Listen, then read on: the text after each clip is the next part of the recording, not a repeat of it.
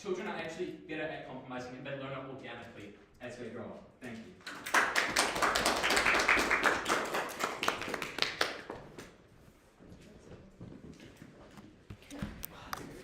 I thank the speaker for their speech and now invite the first speaker of the negating team.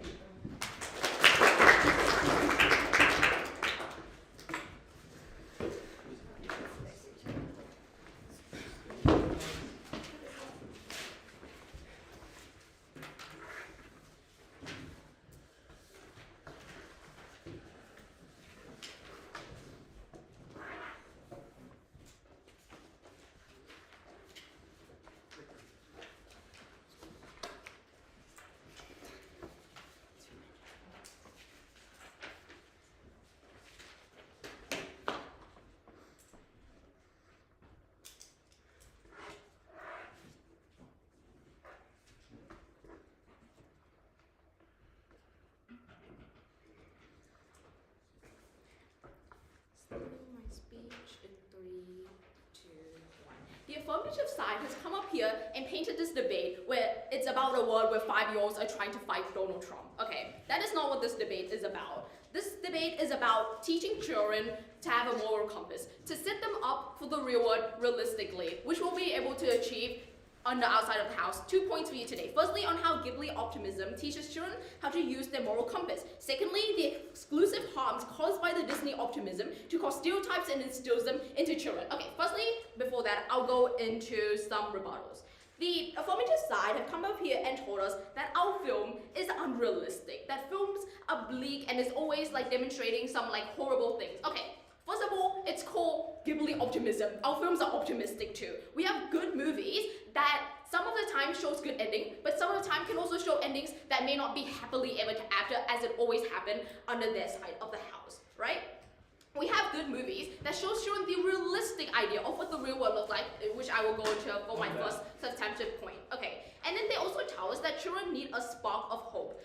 Don't you think that it's actually a lot more worse to give them this spark of hope that everything will work out in the end, everything will be amazing, and then stop it down when they turn into an adult? They find out like in the real world, nothing is ever gonna be happily ever after, right? And they tell us that like compromises will be bad. Oh, and also that children are stupid and malleable. I'll go into that in my first point. Okay, and also my second speaker split today will be on why the movies will be better quality and achieve the true purpose if they use Ghibli optimism. Okay, first point. How Ghibli optimism teach children to use their moral compass.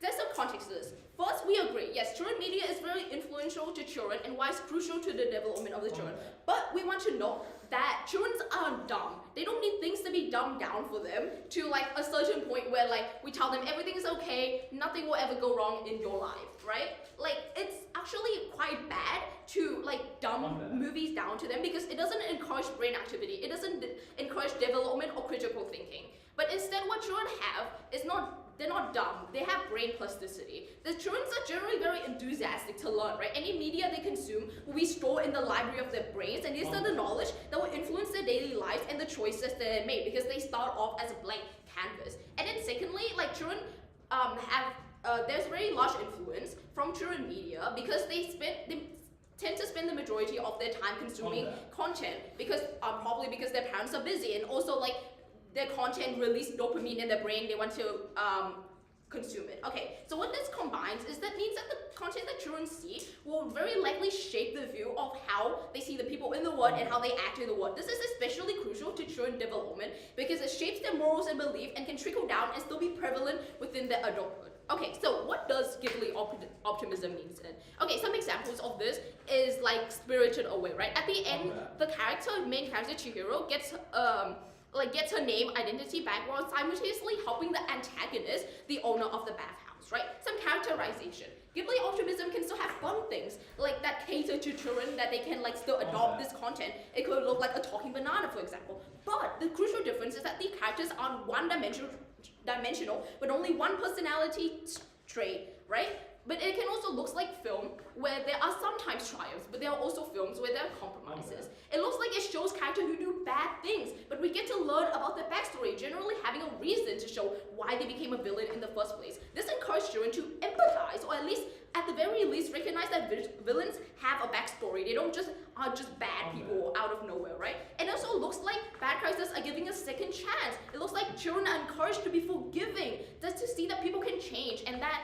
to know that not everybody is just true evil. Okay, so this means it also looks like good characters can mess up sometimes. Nobody is perfect all the time. This shows that being imperfect is okay. It shows that messing up is okay, right? So this means that unlike Disney optimism, where there is a clear good or evil, as they have said, right? Disney optimism makes that moral judgment for you. Instead, Ghibli optimism, they set out the facts and they encourage the children to use their own moral compass to take the facts and then decide for themselves. This means that there could be differing opinions that could occur, and this is good. We want to encourage differing opinion. We want to encourage them to go into debating. Okay, it trains them to have critical thinking. It trains them to have a moral compass, which is all extremely crucial for the real world and set them up for when they grow up, right? So why is it likely for the children to understand? Because Ghibli can use it to show all this through a children media way. Why is it important that they understand? It teaches them the life lesson, and they aren't consuming the unrealistic content as on their side of the house.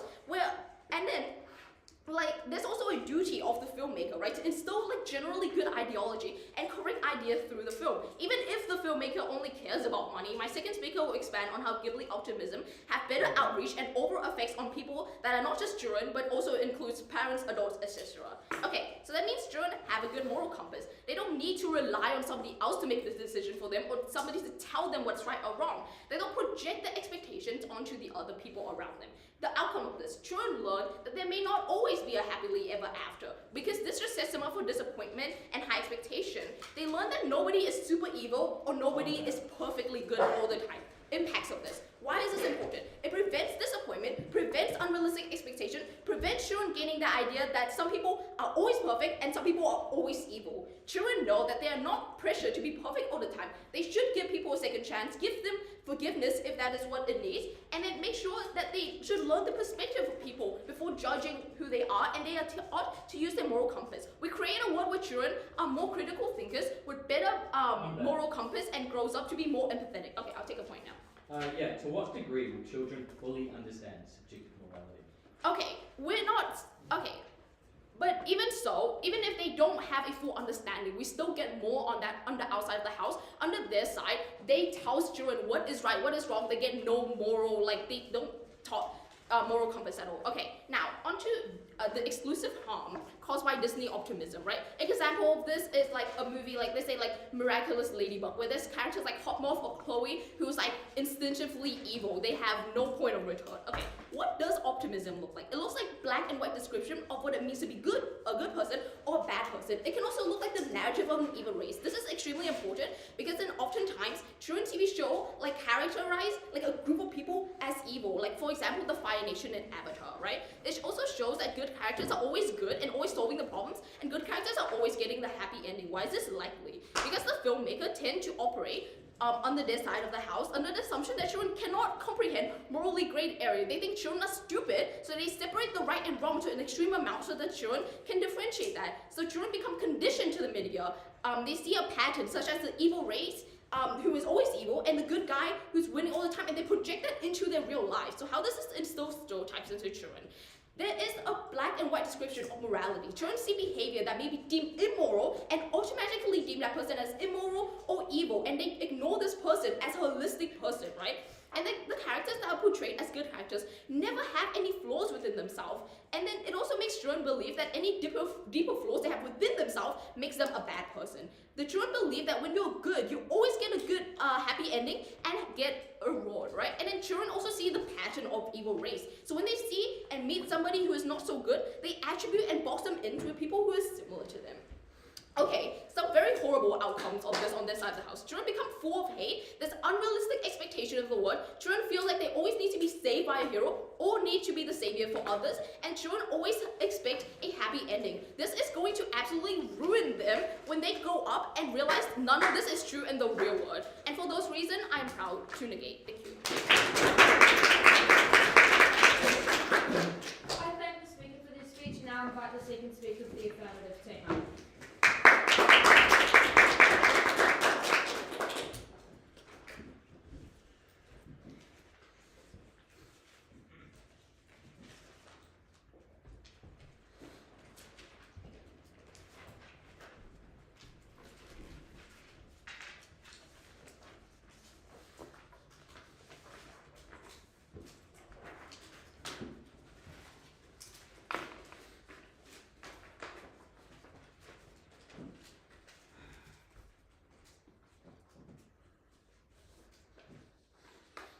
Children learn lessons from the media and they learn lessons from real life.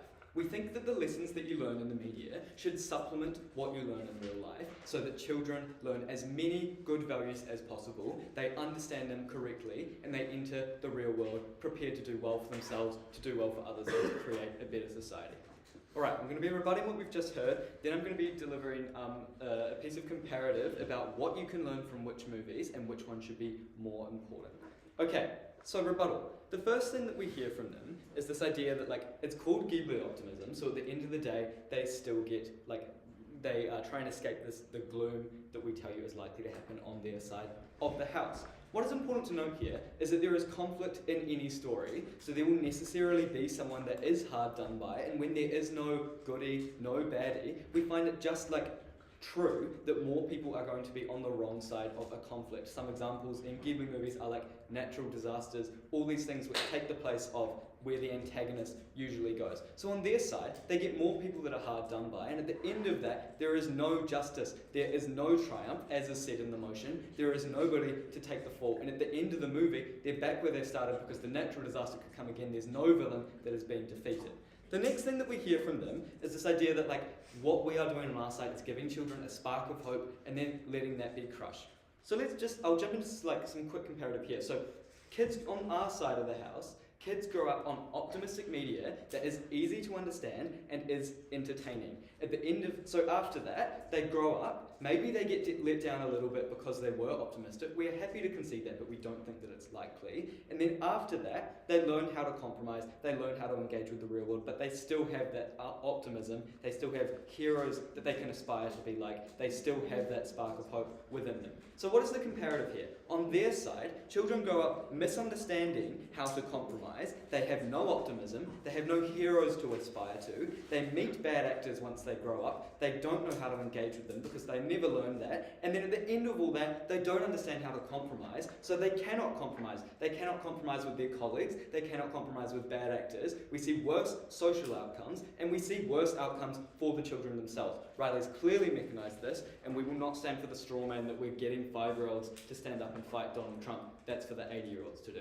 Okay, so what is our path to victory in today's debate? We want kids to get the right things taught to them so that they get the right values, so that they understand them well and they can take them into the real world.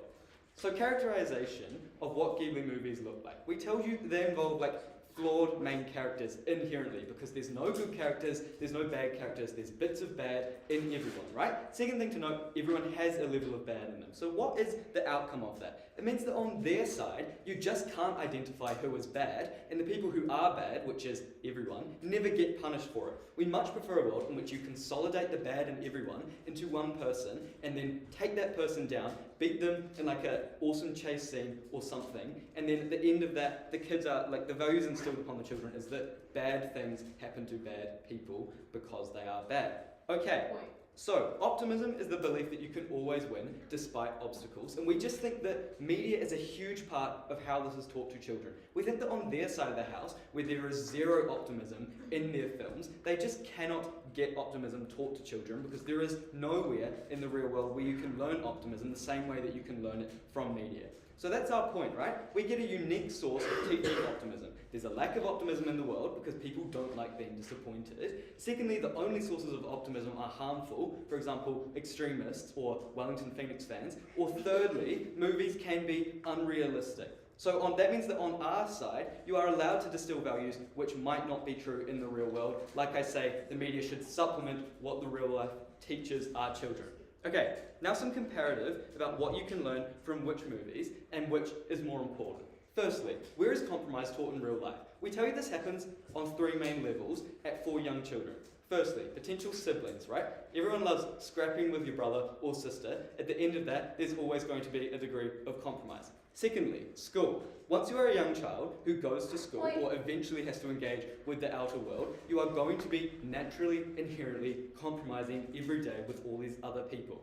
Thirdly, from parents. Everyone's parents makes them compromise. Compromise is a huge part of a domestic environment, so we don't need the media to teach it to us. We can learn it from real life and get the media to teach us something more helpful instead.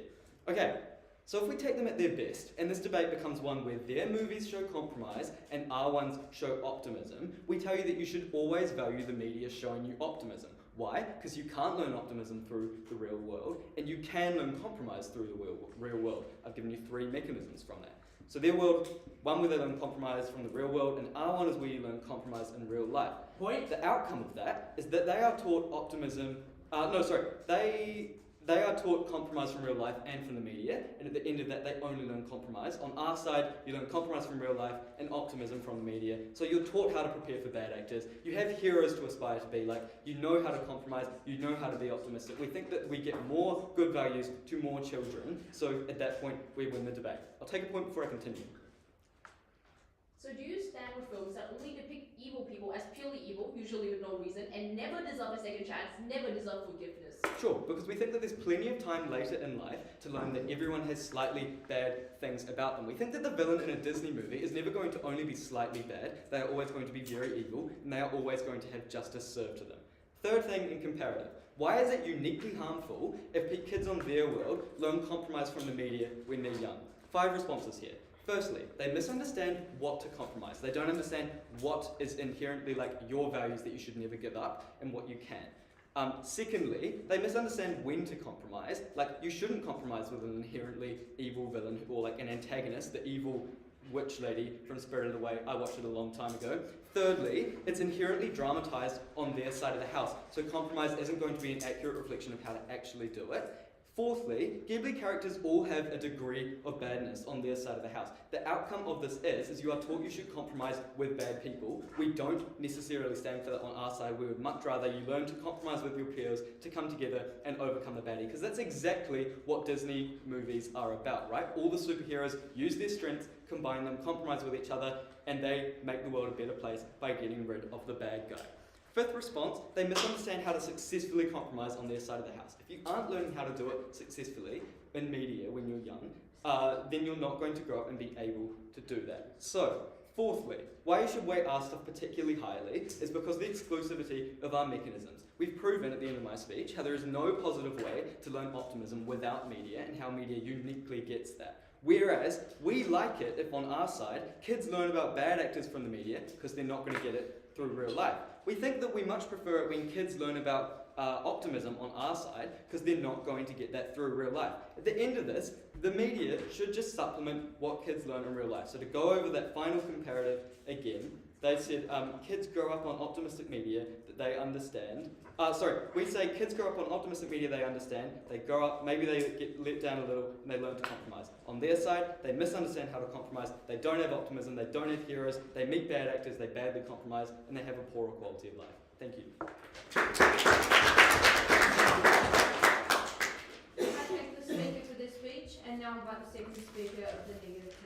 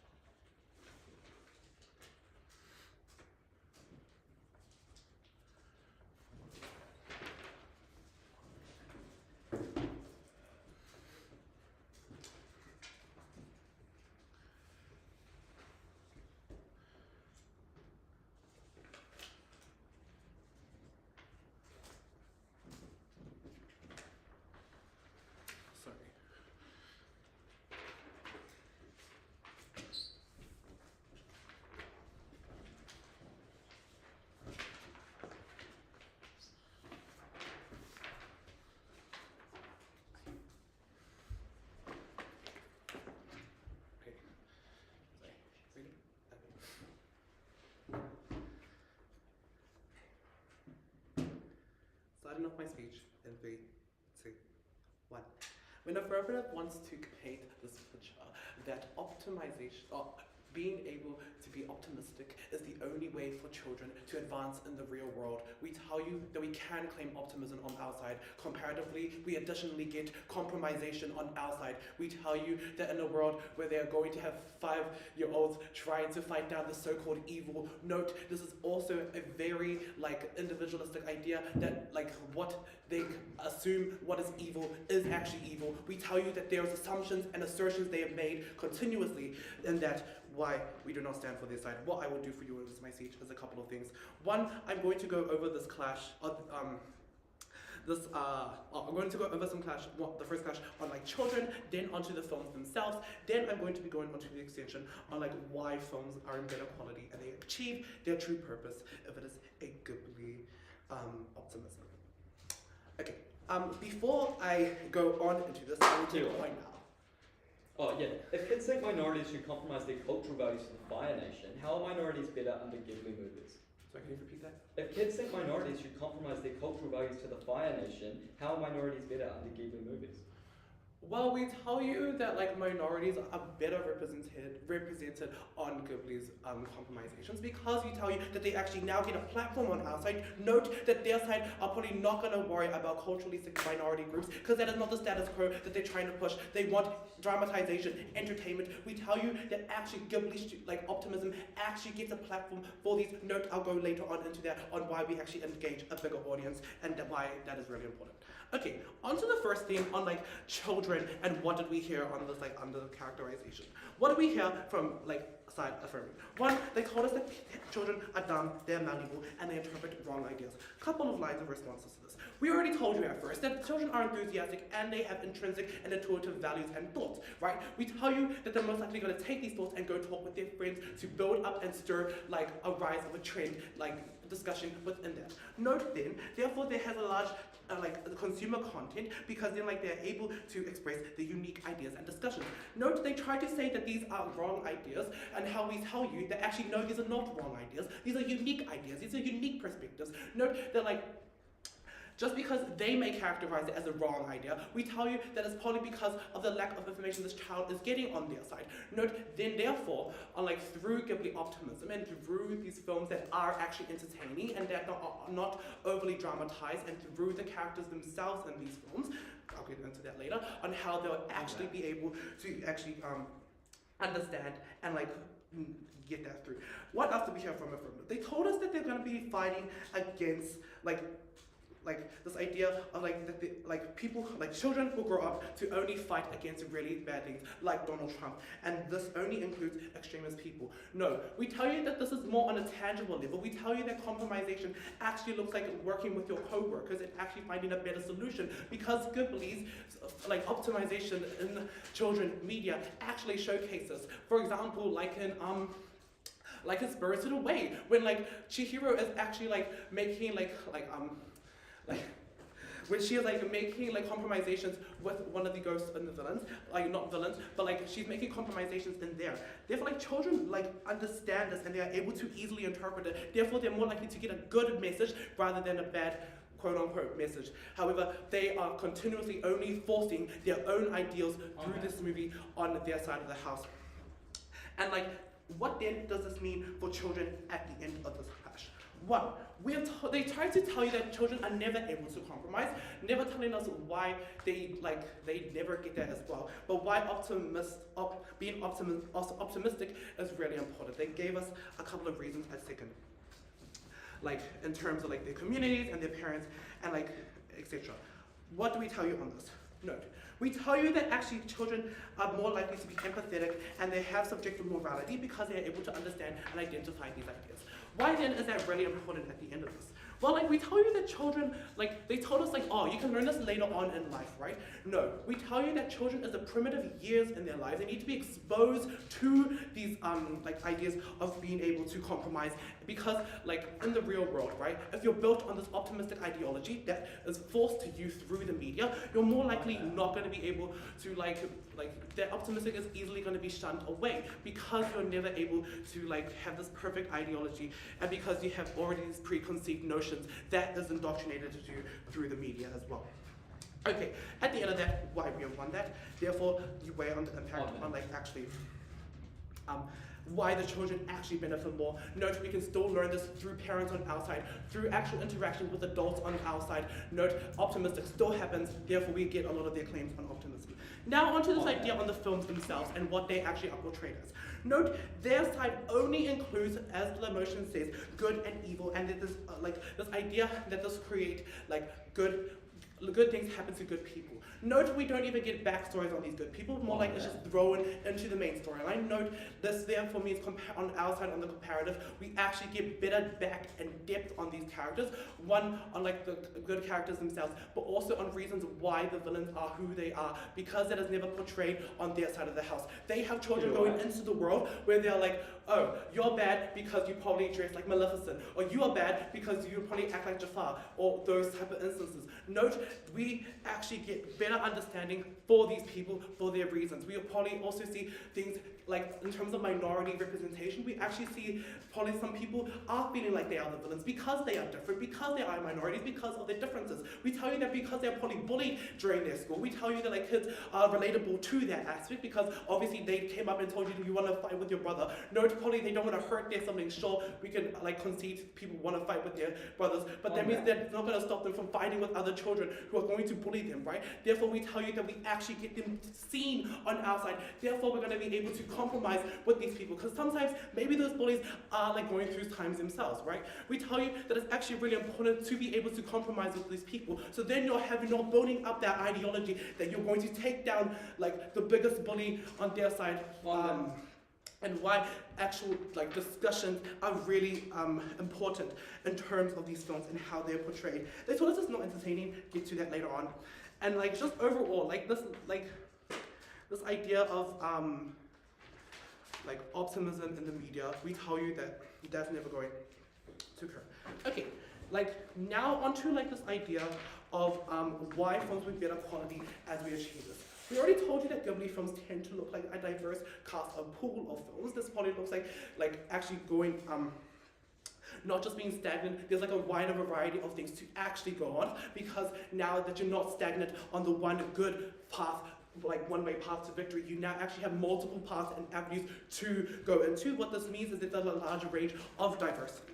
What does this mean for like audience engagement? Like we tell you that Ghibli films are actually entertaining because it's an aspect of artistic freedom, understanding, because obviously people want to be profit incentivized, because they actually need to do that to get able to like likable and relatable characters, but also it was also entertaining for these children. On the children now exclusively, right? We tell you that they're able to differentiate and discuss on these ideas in terms of who is actually the protagonist and antagonist, also the diversity of the films themselves, as I already mentioned in a rebuttal earlier on, that they're actually able to get a larger range of diversity and optimism, and just like in terms of like representation and therefore more people are seen. If you stand for a side that actually cares about getting children to understand their moral values, to understand why people are the way they are, you should stand for side negating. So proud to oppose. I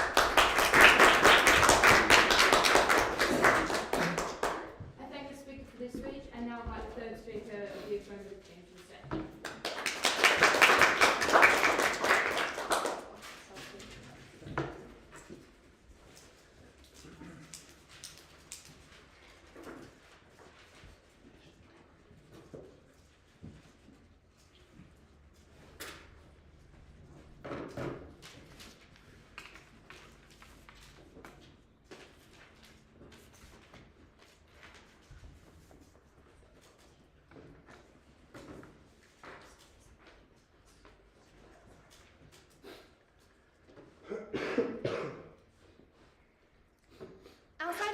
Not standing for an individualistic, like saving the world by myself sort of thing, as they would have you believe. What we stand for is groups of young people growing up with the belief that they can make a difference, with the belief that despite their hurdles, despite the bad people in their way, they know that they can deal with that, they know that they can get through that, they know they don't have to compromise on their morals in order to make a difference. We tell you that this is great because we want these people growing up with these beliefs instilled, with this big picture idea in our brains, but also Riley mentioned all these lower benefits that come from it, like school, rather than just this very extremist view that they would have you believe. We'd like to flag this, that we would like to also get these benefits. We can, in this debate, we are able to co-opt the compromisation, but better than they can. They are not able to get their understanding or their critical thinking, right? Because of all this misunderstanding that we have brought you, how kids were not able to understand this and why they will misunderstand it. They have not responded to this. So, what do we see in this debate? Just before we get into it, I'm just going to get into a little bit of stuff here, right? Before I get into my main points of clash, right?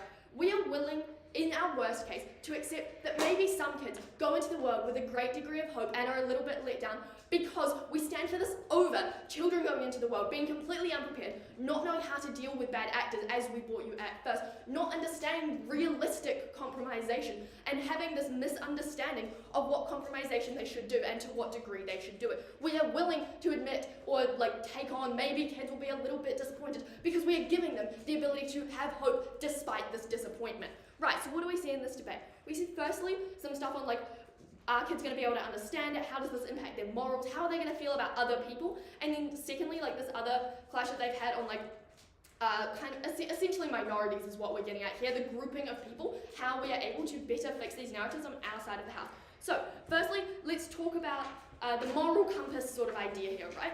We also agree that it's very applicable that brain plasticity, right? Kids pick up everything that they watch in these shows because they are young children. They pick up everything. They have no structure. They have no framework. They don't understand morality as a concept. So they are only picking up what they are shown in these films. We'd like to note that they are only shown very dramatized views of compromisation, of the ways that they can deal with things, and that this is all they will then know, and they will go into the world with unrealistic standards, and they will have no understanding of bad actors because they are so, they're so applicable, this whole brain plasticity thing. That is all that they see. That is all that they are able to do. They have nowhere to link this to. Right, so they brought us this example about Spirited Away, how they're just going to help old women. This came with no mechanization. None of this should stand in the debate. They do not learn to help other people because they did not bring us mechanization. What they did bring us in mechanization, right, is that it's going to encourage understanding of other people. Right? Let's just have a quick little reminder here of who we're talking about. We're talking about very young children who are watching these from a very young age. It is the first thing they are seeing. They're not 13-year-olds, 15-year-olds. We would like to talk about the young people because they are the most impressionable. They are the most vulnerable people here. What do we tell you here then? Finn has already told you why this is so unrealistic, why they are so dramatized in the media. This means that they're not actually learning how to deal with it, and that it is not actually in-depth analysis of different people's feelings and different views. It's just a dramatized, highlighted version of the most extreme views on both sides, right? Let's say that even in their best case, it is very in-depth. It's all of this sort of stuff. Children aren't going to be able to comprehend this. They're young people. They're not able to comprehend such long storylines. They're not going to be watching 3-hour movies and comprehending everything that comes with it and taking all of that into account and then going off and having big discussions about it. That's just not realistic on their side of the house. They cannot claim this, right? So what do we actually see? We see that it doesn't actually teach understanding, right? It teaches compromisation of your morals. It's not teaching you to understand other people. It's teaching you to hear someone else and be okay, well, I guess I can compromise on this thing that I believe in because they believe in this, right? It's not teaching you to understand and accept what they believe. It's just teaching you that maybe what you believe is not the most important thing, that what you believe is not important, and that it can be changed. We don't see this as being a good thing for children. We want children to grow with a strong sense of self, with a strong belief of hope in what they believe in, because we believe this will benefit them all throughout life, as we've mentioned through first and second. Secondly, we see that on our side of the house, you're not being isolated from different beliefs. This is not something that they can exclusively claim on their side of the house. On our side of the house, you still get diversity, you still get different beliefs. It's just a more realistic, undramatized scenario, and so you learn it more authentically, right? What does this mean?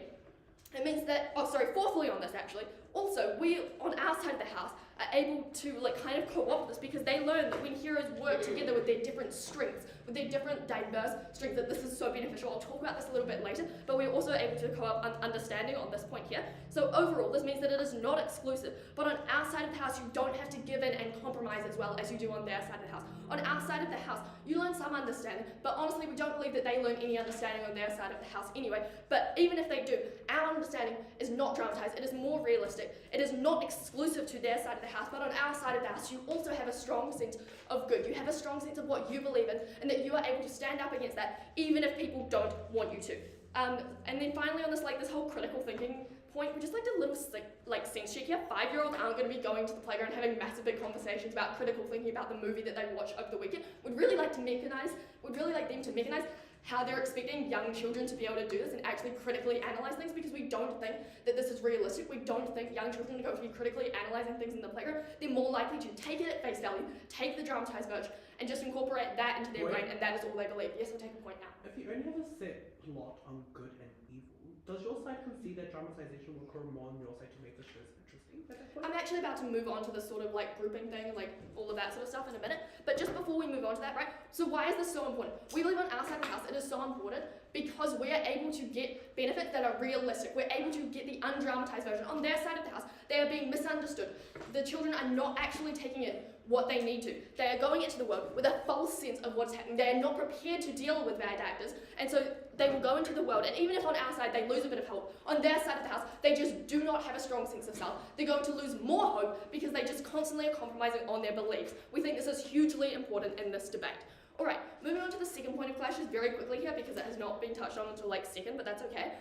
So let's talk about here, right? They talk about grouping people as evil and how this is going to be so bad because you just seems like an evil race sort of thing, right? What do we see? Well, firstly, like on both sides of the house, it's the same incentive to make shows. It's equal incentive, like to cater to this audience. We see that on our side of the house, we still get this representation, right? Think Mulan, think Tiana, Jasmine, Moana. We could go on. All of these Disney princesses on our side of the house, they still get representation. On our side, we can uniquely fix the issue that potentially has been created in the past because we are able to really highlight their strength. We're able to highlight diverse people coming together to defeat something big, to defeat a potential like harm on our side of the house. They are never able to get this on their side of the house because their side focuses on compromise, right? On their side, there is always conflict. Finn talked to you about this. Secondly, there is always compromisation on their side of the house.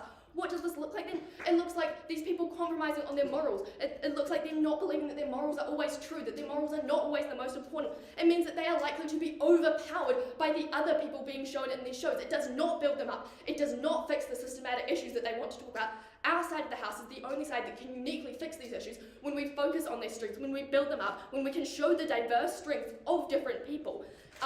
And that they do not always need one saviour. Sometimes you need a multitude of saviours and they have to work together to get here, right? I'd just like to also add, it's not the same standard storyline every time. They do not get more diverse storylines. Our side of the house has the exact same incentive to create diverse and interesting storylines. And sure, they may be dramatised. We see this as a very, very good thing because you're enhancing their very good aspects. You're enhancing the diverse strength that people have. And we are the only side that's able to fix these issues that are potentially raised in the past. That is why we win. We win on co-opting a lot of their material, proving that they cannot get their benefits, and benefiting and potentially changing systematic harms that have occurred in the past. Thank you. I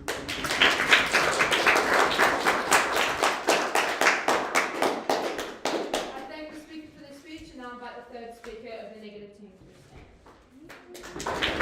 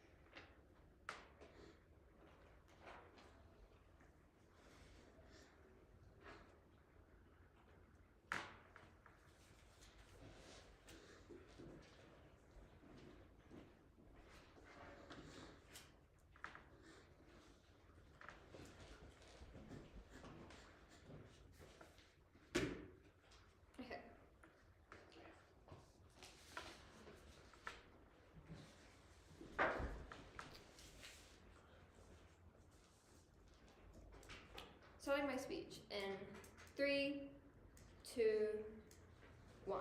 As much as it's nice for me to believe that after tonight's dinner my shoe might fall off and some random prince will pick it up and will fly away to like Slovenia and will live a rich, nice life, that's probably not going to happen, right?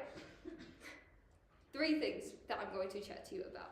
Firstly, I'm going to do a brief thing on like the realisticness of these characters, but specifically the bad actors that we're talking about, or the bad actors that we're talking about. Secondly, I'll deal with like who actually navigates morality better. This like ties into all of the claims about who better prepares children for the real world. And then lastly, I'll get into their claim on optimism and just like why it doesn't stand and why we actually do get better optimism on our side of the house. Okay, firstly on the realisticness of characters, right? Let's look at some of the, because we get this really absurd claim from Third that like these characters in these films are likely to be very heavily dramatized on our side of the house, right? But like if you look at like the Disney optimism side of the house, when have you ever met like an evil, maleficent dragon? When have you ever met like somebody of the equivalent as Jafar? We already outlined to you at first about how these characters are likely to have like very differing personality traits. They're likely to have, they're not likely to be all evil. Note that a good comparison of this are the two Maleficent movies, right? Because you have the animated Maleficent, where Maleficent is evil for evil's sake, but on the Ghibli side of the house, in the live action Maleficent, you have like the prince, you get the backstory of her, right? You have the prince who literally played her, used her, cut her wings, got with another woman, got her pregnant, and essentially Maleficent was like so angry at this that like her hate, I guess, fueled her to run away and just like be bad and like, I guess, put a curse on Aurora, right? Note that people are likely to empathize with the fact that the prince sucks, right? What happened to Maleficent sucks. And like we feel like not necessarily her curse was justified on Aurora, but we understand the way that hate makes people feel and how it makes people act in irrational ways. We're never able to get that on their side of the house, where you only have good people and bad people that are dictated by directors. But I'll get into that later. And note that like when hate fuels action, these type of things are the things that happen in real life. These are the types of people that you actually be dealing with in real life, where bad things happen to them and they project it onto other people. When you watch films like Maleficent and you're able to understand the further context of these characters, you're able to understand the further context of the people that you know in real life. Okay, I'll take a point now. Can you tell me how bad deeds are punished under the Ghibli narrative? Well, okay, first of all, morality isn't specifically just deemed by media, right? And we can still, again, acknowledge that what Maleficent did was like not necessarily all morally correct. We still have a moral compass. But note the material we gave you at Quan about like why you have like parents stepping in. Children are able to dictate their own moral compass that way, right? And we think that morality is a thing that's like intrinsically inside you, right? We don't think we're necessarily saying that like people aren't bad. We're saying that people are bad sometimes on certain conditions, and it's about understanding those nuances. Okay, now on navigating morality, right? They essentially tell us that like it's easier when things are black and white, right? And we like agree that this is why directors tend to spoon feed children narratives on what's right and wrong. But note that that's really harmful, right? Because oftentimes, right, the conception of right and wrong is seen from a place of privilege, right? Because, for example, not all of us are like white women like Cinderella, and we don't all have the privilege to be like swept off our feet by like a magical prince. Like, note that people are in very different situations, and especially people of color, the LGBTQ community, are especially disadvantaged when you like feel all of these like all lives matter, we all have equal opportunity narratives. Those things don't actually exist. We think that instead what happens is like you just when these people get let down, when they realize that there are actually disparities that are never like portrayed on their side of the house, we think that people are likely to lash out on society. People are likely to be more hateful of society and again lash out on them, which they never learn about through stories like Maleficent, which you get on our side of the house. Right. But also, we tell you that morality is especially bad on their side of the house when they have things like evil races and like the idea of like having to be saved or like be the savior of other people. We think those things are particularly harmful when you feel like, you constantly have to be the good person, or you feel like you're a part of the evil race because maybe you relate to certain traits of other people. We think morality isn't something that's necessarily black and white. We think that can be interchangeable depending on the context. What is the only bit of analysis that they give us on the evil rays? They essentially tell us like that this is symmetric. No, it is not symmetric. When you paint morality as black and white on their side, when you have good characters and bad characters, it's like instinctively easier to paint bad characters in like a general group of people. Okay, now on like the Ghibli side of like navigating morality, we tell you the only bit of analysis that they give you as to why we are worse off on navigating morality is that there's misunderstanding. This is an extremely weak piece of analysis. I'm gonna debunk it right now, right? Like no, the explanation that like children are essentially a blank slate, right? Which means that like I don't think they're likely to be confused. They're naturally curious. They have brain plasticity, the things that we mentioned to you at first. But note that we don't understand like what you could possibly misunderstand, as characters are mixed and varied, right? We think that like secondly, they tell us that like children actually need to think about the context, but we are also unclear on as to why that is a bad thing, right? Because when you think about the context of situations, you get a bit better grasp on why Maleficent does the things that she does, and things such as that. And then they say that from misunderstanding, it for some reason means that these children are going to become bad people. It's extremely unclear to me as to why somebody would become a Trump supporter on our side of the house, because like characters are mixed and complex. But secondly, like note that you become bad at the point where you don't feel understood, when you don't feel empathized with, and where good is only painted out as one thing. And note that the last piece of thing that they give us on misunderstanding is that your morals are like, that these children have morals and like that these morals feel challenged and they feel unvalidated. I think like it's good if your morals feel challenged, right? Because you naturally have to consider the intersectionality of your situation. But second of all, they're like 12. What morals like do they necessarily have unless they're spoon-fed by directors on their side of the house? Lastly then, on optimism, right? We think this is kind of a ridiculous push, but I'll deal with it anyway. Like, firstly, they tell us that children get a spark of hope. Again, not everybody is under the same circumstances, right? Children of color can't necessarily relate to Cinderella.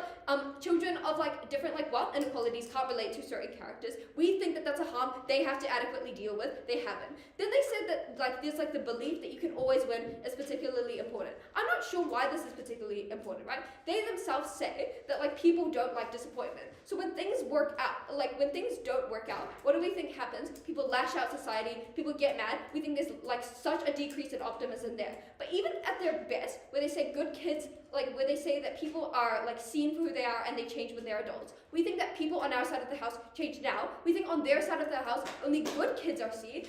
People on our side of the house feel seen despite their flaws. Everybody is loved and they don't feel like they're a part of an evil race. This is why you should oppose.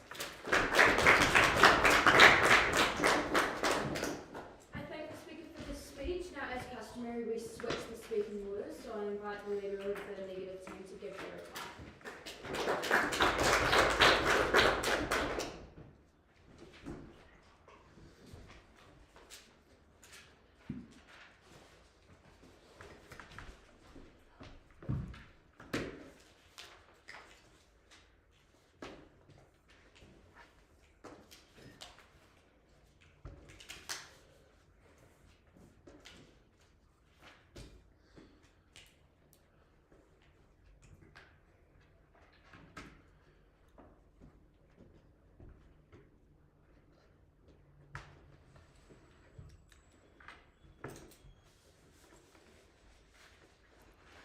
My speech in 3, 2, 1. I've identified 3 points of clash within today's debate, and I'll prove to you why we have won those 3 points of clash. Okay, firstly on optimism. Which side of the house gives children more optimism or like set them up better into the real world, right? Secondly, how does this affect the children, how they see the world? And then thirdly, how this teach children to navigate morality. Okay, firstly on optimism. The affirming side has come up here and told us that on our side of the house, it gives them a bleak representation of the world. Firstly, this is like easily debunked because like it's, as I've said, it's Ghibli optimism. While we still have movies where they compromise, there are also movies where people get a happy ending. But this is not like a straight happy ending where it's happily ever after, where it's like this is all gonna happen to good people, right? It's not black and white. Okay, they also tell us that optimism is the only way to survive in the real world and that they need to showcase a happy ending to give children a spark of hope, right? Okay, we state that, okay, first of all, about we flip this on them? We get optimism too, but we just have optimism that's more realistic. We don't have optimism where it's like everything is happy, everything will be okay. Because in real life, most of the time, it's not, right? And we state to them that it's actually worse to give them a false hope of this optimism and then later to cause them to be majorly disappointed, right? They'll lose hope in everything. And in fact, on our side of the house, we show them that children understand that people are flawed, that not everybody is perfect. Well, they can still be happy in some cases, or sad in some cases. We allow to give them to set up to be correct expectations of people around them and for themselves as well. So their point doesn't stand, we won on that point. Okay, now secondly, on how does this affect the way children see the world, right? On their side of the house, we have told you that there's like evil characteristic of certain groups. There's groups such as like Maleficent or Shafar. Like you look at them, and then just because like usually they're part of an evil race, right? When you see that somebody with that characteristic, you think they're evil. But instead on the our side of the house, we say that we encourage understanding of others because there's no one characteristic where it's bad and they can never be like forgive or never be given a second chance, right? We encourage understanding. What does the affirming side respond to this? They say that like they don't know how to compromise and it's too dramatized to be realistic. Okay, first of all, like their movies, as we've proven, is literally the most dramatized thing ever. They dramatize to show that happily ever after, everything is okay, right? And then also, they say that like, they literally admitted that compromise is the end goal. Yes, we agree compromise is really good, which is why we teach them at 5-year-old, not when they grow up, when they're like 30 and they learn compromise at 30 years old. Okay.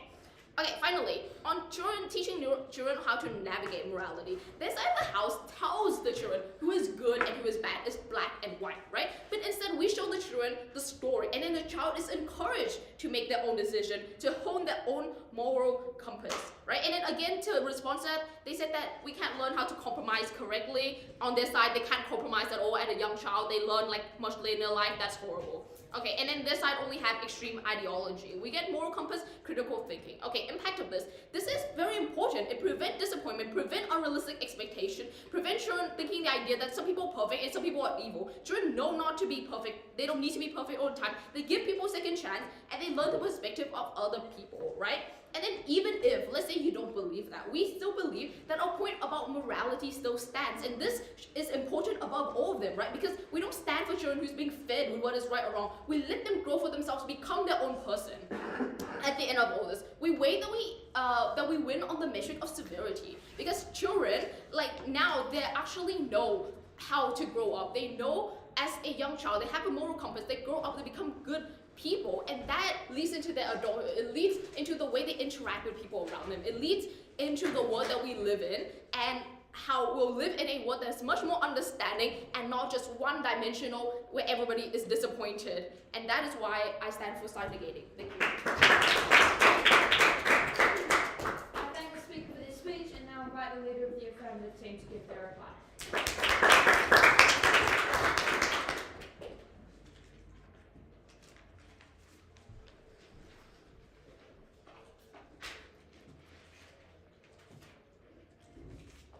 We say that kids need a role model, and for this to happen, the good guys have to win, and they need to learn that the bad guys lose. If you nebulously distribute the good and bad guys among everyone, sure, maybe it represents a closer microcosm of an adult society, because yes, we live in a society, but there is no intrinsic benefit to having that more realistic microcosm. And at the point where the lady in your own example who turned your parents into a pig walks free, your children are not learning the right things. 2 points of clash. Firstly, on morality, and then secondly, on compromise.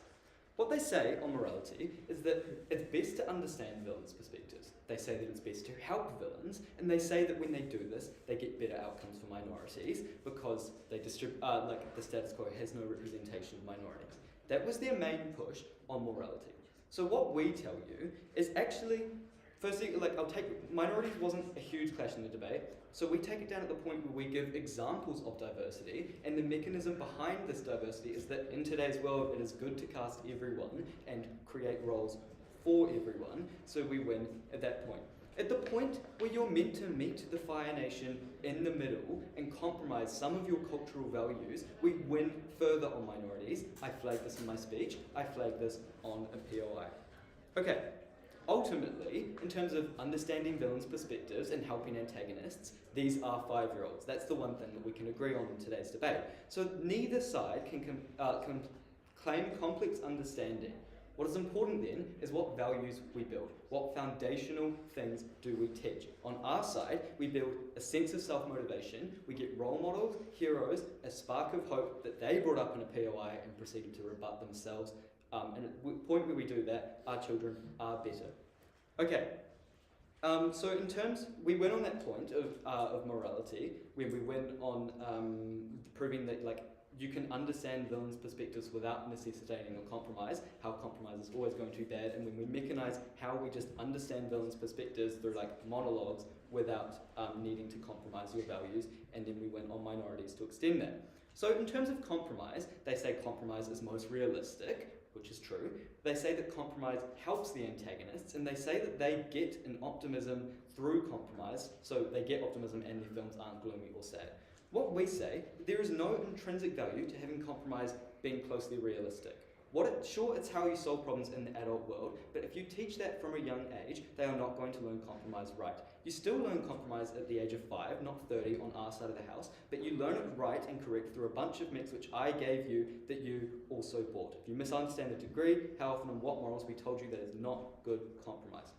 We said that ultimately, their films are sad at the point in that a bad thing happens and it isn't solved, it isn't resolved, and it certainly isn't punished. Note that this engages with their small clash that they gave on success of the films and their distribution, and note that Riley flagged this in a POI. So at the end of that, if you buy that they learn compromise through parents, and they did buy that, etc., we would still rather that you just learn role models as well. That you learn heroes, you learn optimism, and you learn all of that stuff as well, rather than on their side, learning compromise 3 times and learning it poorly through the media. So at the end of that, we win on compromise when we provide exclusive mechanization how we get all the other stuff. We learn compromise through mix I gave you that they bought, but what's exclusive is the values that we teach children on our side. We teach them all the other stuff, benefits that they cannot access. They close their case off to these benefits like optimism, like heroism, like role models, and the sense that there is hope for bad things to be defeated eventually. At the point where we get all those benefits and we get compromise and we win on morality, we ultimately win the debate. Thank you. I thank the speaker for their speech, and I invite both teams to cross the floor and shake hands.